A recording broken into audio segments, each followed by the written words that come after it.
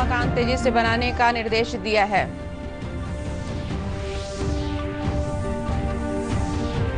बिहार में कोरोना संक्रमितों की संख्या बढ़कर हुई 4,452।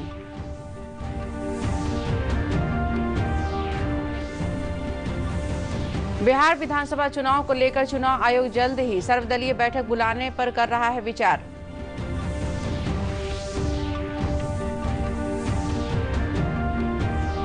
और आज विश्व पर्यावरण दिवस है। पर्यावरण को लेकर जागरूकता फैलाने के उद्देश्य से कई कार्यक्रमों का आयोजन। नमस्कार, मैं हूं सीमा सिंह और अब समाचार विस्तार से। मुख्यमंत्री नीतीश कुमार ने ग्रामीण क्षेत्रों में रहने वाले लोगों के लिए पक्के मकान बनाने की गति तेज करने का निर्देश अधिकारियों को दिया है।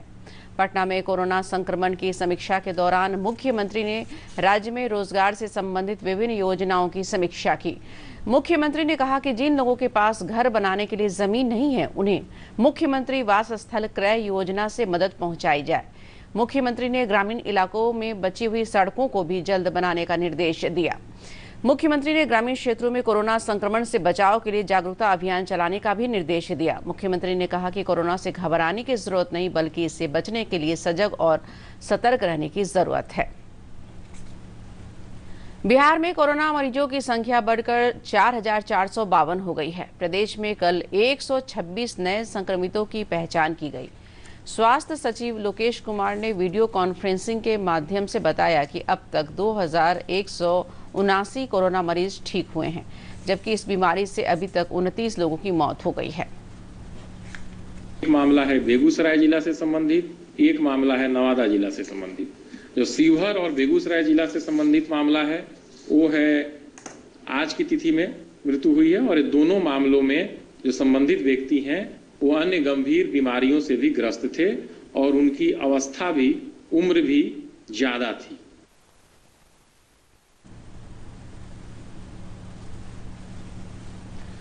सूचना एवं जनसंपर्क विभाग के सचिव अनुपम कुमार ने वीडियो कॉन्फ्रेंसिंग के माध्यम से बताया कि मुख्यमंत्री के दिशा निर्देश पर लोगों को रोजगार मुहैया कराया जा रहा है। उन्होंने कहा कि अब तक 4,76,000 मानव दिवस सृजित किए जा चुके हैं, जबकि फसल क्षति मुआवजे और अनुदान के रूप में 416 करोड़ से अधिक की धनराशि किसानों में वितरित की जा चुकी है। फरवरी, मार्च और अप्रैल में असमय वर्षापात और ओलावृष्टि के कारण फसल क्षति हुई, उसके लिए 730 करोड़ रुपए निर्गत किए गए। उसमें से अभी तक 416.84 करोड़ रुपए का वितरण हो चुका है और किसानों की संख्या जो इस राशि में इन्वॉल्व है उनकी संख्या है 12,34,000। बिहार विधानसभा चुनाव को लेकर चुनाव आयोग जल्द ही सर्वदलीय बैठक बुलाने पर विचार कर रहा है। प्रदेश के मुख्य निर्वाचन अधिकारी HR श्रीनिवासन ने बताया कि सर्वदलीय बैठक में आयोग सभी दलों से चुनाव को लेकर फीडबैक प्राप्त करेगा। उन्होंने कहा कि अगर कोरोना संक्रमण को देखते हुए डिजिटल रैली होती है तो भी उस पर होने वाले खर्च का ब्यौरा राजनीतिक दलों को देना होगा। तो निर्वाचन आयोग दिशा निर्देश जारी करेगा, जिसका अनुपालन हम सब लोग को करना है और पॉलिटिकल पार्टीज को भी करना है, कैंडिडेट्स को भी करना है। अभी क्योंकि समय है, अभी 4.5 महीना 5 महीने का समय है, तो निश्चित रूप से जो भी प्रोटोकॉल्स है, सेफ्टी प्रोटोकॉल्स कोविड के लिए, उसका अनुपालन सभी लोगों को करना होगा। तो उन लोगों को भी करना होगा और उन लोगों को करना सुनिश्चित करना डिस्ट्रिक्ट एडमिनिस्ट्रेशन का काम है, ये सब करेगा।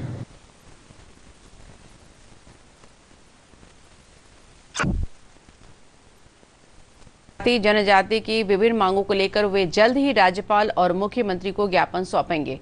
बिहार विधानमंडल अनुसूचित जाति जनजाति आरक्षण बचाओ संघर्ष मोर्चा की बैठक में हुई चौथी बैठक के बाद श्री रजक ने संवाददाताओं से बातचीत करते हुए कहा कि उनकी मांगों में SC ST को निजी क्षेत्रों में आरक्षण देना और बैकलॉग को जल्द भरना शामिल है।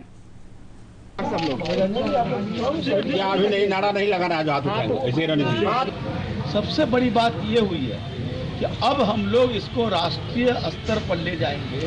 राष्ट्रीय स्तर पर सभी विधायकों से हम लोगों ने पत्र लिखा है और जुलाई के या जून के या जुलाई के स्तर पर एक बड़ी बैठक पूरे देश के विधायकों के साथ दिल्ली में हम लोग करने का काम करेंगे। राष्ट्रीय जनता दल के वरिष्ठ नेता रघुवंश प्रसाद सिंह ने आरोप लगाया है कि बिना किसी पूर्व तैयारी के देश में लॉकडाउन कर दिया गया। पटना में संवाददाताओं से बातचीत करते हुए श्री सिंह ने कहा कि लॉकडाउन की वजह से गरीब लोगों की हालत काफी दयनीय हो गई है। काम छूट जाने से काफी संख्या में लोग बेरोजगार भी हो गए हैं। उन्होंने मुख्यमंत्री पर प्रवासियों को रोजगार देने का झूठा वायदा करने का आरोप लगाया। ऐसे समय में, कठिन घड़ी में लुटेरे लोग सक्रिय हो जाते हैं और बड़े पैमाने पर इसकी लूट हुई है, इसका छानबीन जांच पड़ताल होना चाहिए। फिर घोषणा इनकी रोज देने वो जरूरी है, कुछ न कुछ घोषणा करने का। जब कुछ संधि घोषणा किसान के लिए, मजदूर के करीब कहते हैं कि हम सबके काम दे देंगे, माने रातों रात सब फैक्ट्रियां खुल जाएगी बिहार में और सब लोग को काम मिल जाएगा, बहालियां हो जाएगी। लॉकडाउन के कारण बहुत सारे ग्रामीण परिवारों की आजीविका पर असर पड़ा है। इस दौरान जीविका स्वयं सहायता समूहों ने आर्थिक आत्मनिर्भरता की ओर मजबूती से कदम बढ़ाया है। मुंगेर में जीविका दीदियां मधुमक्खी पालन के जरिए आर्थिक आत्मनिर्भरता की नई इबारत लिख रही हैं। एक रिपोर्ट। सरगंज प्रखंड के चौर गांव में प्रेरणा जीविका समूह की 14 महिलाएं मधुमक्खी पालन कर रही हैं।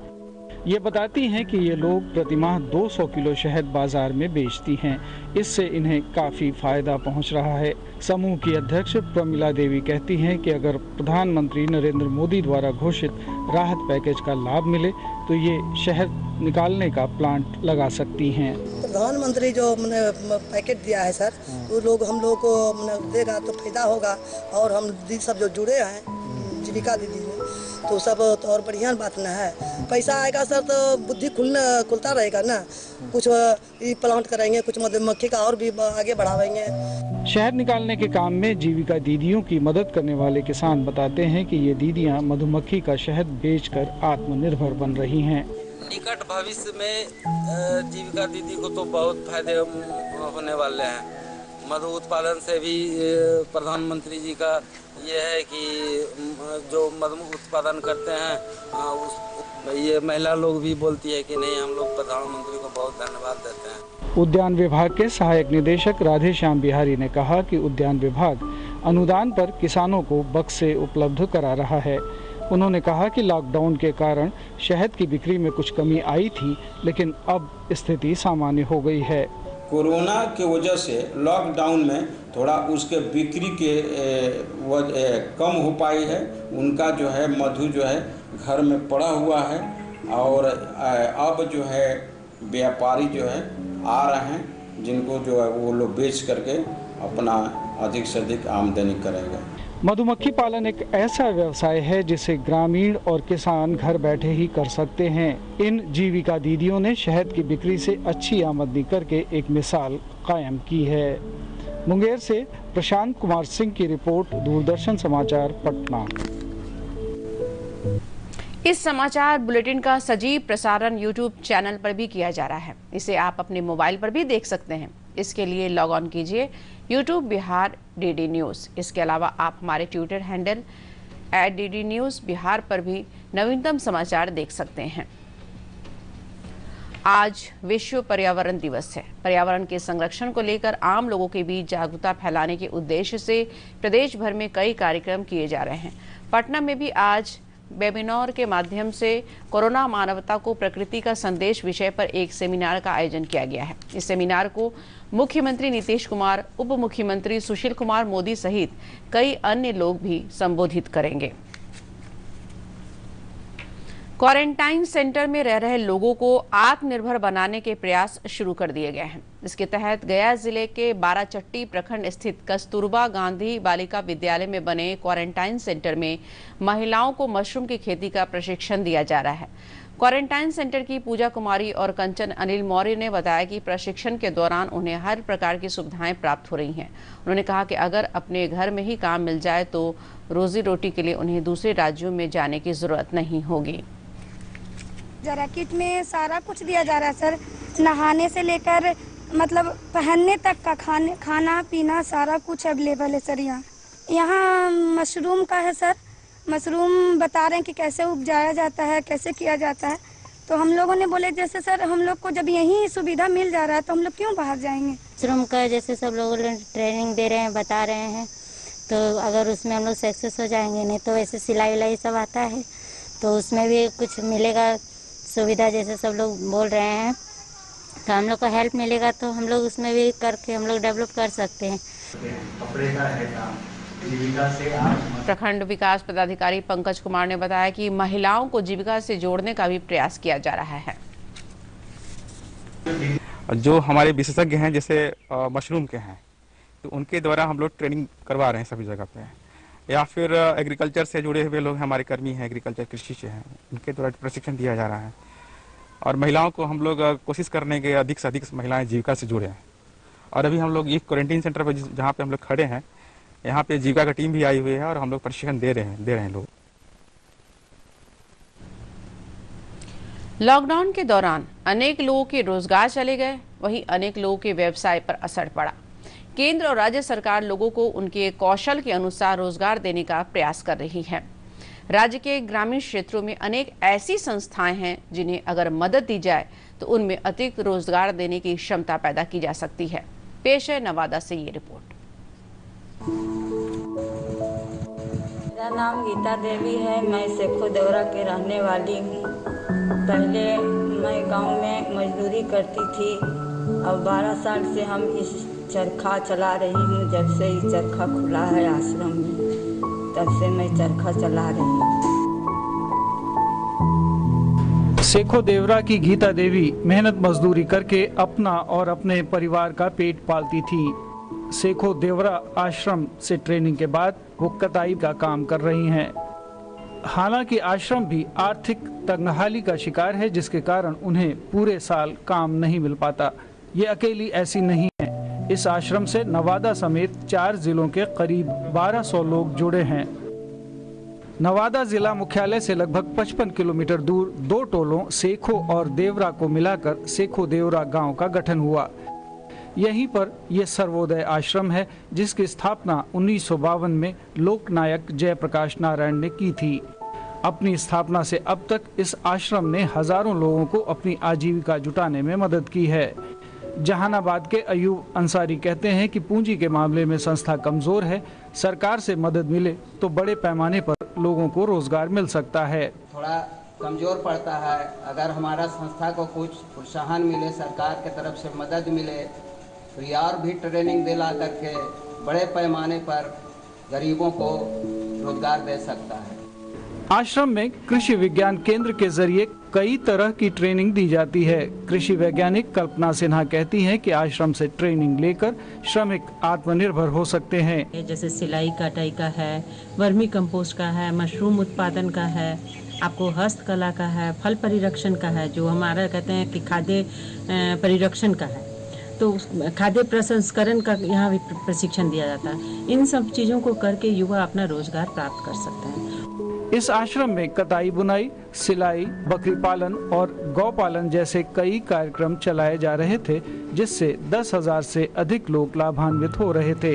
लेकिन पूंजी के अभाव में अब सिर्फ 1200 लोग ही यहाँ से जुड़े हैं। उन्हें भी वर्ष पर्यंत काम नहीं मिल पाता। यह सेखो देवरा आश्रम बिहार का अकेला ऐसा प्रयोगशाला है जहाँ रोजगार का सृजन और लघु उत्पादन होता है, लेकिन बाजार और पूंजी सबसे बड़ी समस्या है। इन 2 समस्याओं का समाधान कर दिया जाए तो प्रधानमंत्री नरेंद्र मोदी का आत्मनिर्भर भारत का सपना साकार हो सकता है। डीडी न्यूज के लिए नवादा से अशोक प्रियदर्शी। अंत में मुख्य समाचार एक बार फिर। मुख्यमंत्री नीतीश कुमार ने ग्रामीण क्षेत्रों में पक्के मकान तेजी से बनाने का निर्देश दिया है। बिहार में कोरोना संक्रमितों की संख्या बढ़कर हुई 4,452।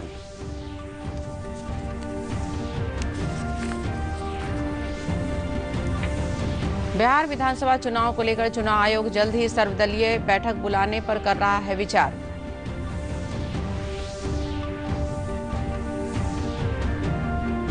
और आज विश्व पर्यावरण दिवस है। पर्यावरण को लेकर जागरूकता फैलाने के उद्देश्य से कई कार्यक्रमों का आयोजन।